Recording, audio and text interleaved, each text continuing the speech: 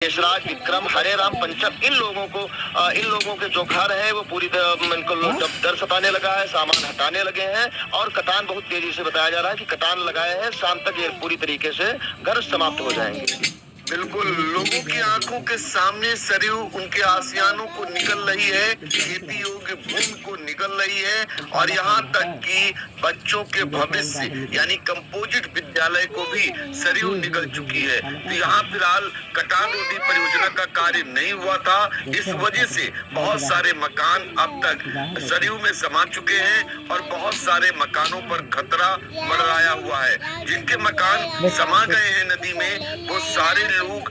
या तो तटबंध पर झोपड़ी बनाकर रहने को मजबूर हुए हैं या पॉलीथीन के सहारे जैसे तैसे जीवन गुजर बसर करने को मजबूर हुए हैं। सीतापुर की तहसील महमूदाबाद इलाके में ये कटान जो है इस समय चरम पर चल रही है। ये बताइए दुर्गेश, राहत के तौर पर बताएं, त्वरित राहत जो होती है कटान पीड़ितों को, क्या तहसील प्रशासन पहुंचा है और इनको राहत के नाम पर कुछ दिया गया है? सर, आपको बता दें कि इस पर ग्रामीणों का आरोप लगाया है और आरोप बहुत बड़ा आरोप लगाया है ग्रामीणों ने कि अभी तक जो घर लोगों बेघर हुए हैं, उस पर जो लोग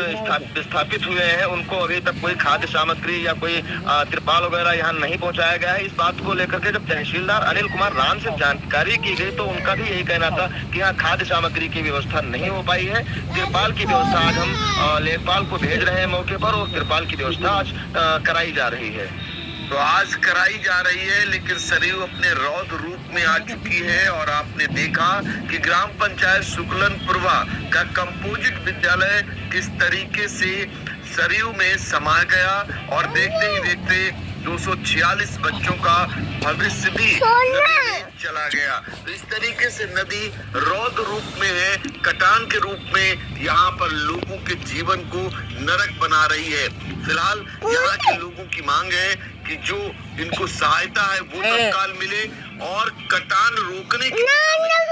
तेजी से प्रयास होने चाहिए। अब देखना होगा कि आगे भी अगर कहीं कटान जारी रहता है तो कितने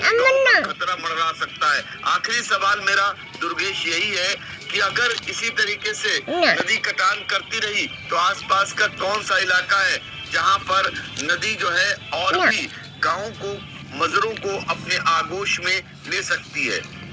जी सर, आपको जानकारी देते हैं कि जो मजरे हैं अगल बगल में, ये कुन्नापुरवा, रामरूपुरवा, इसके बाद खत्म होने के बाद में एक माधवपुरवा है और सुंदरपुरवा है, छोटा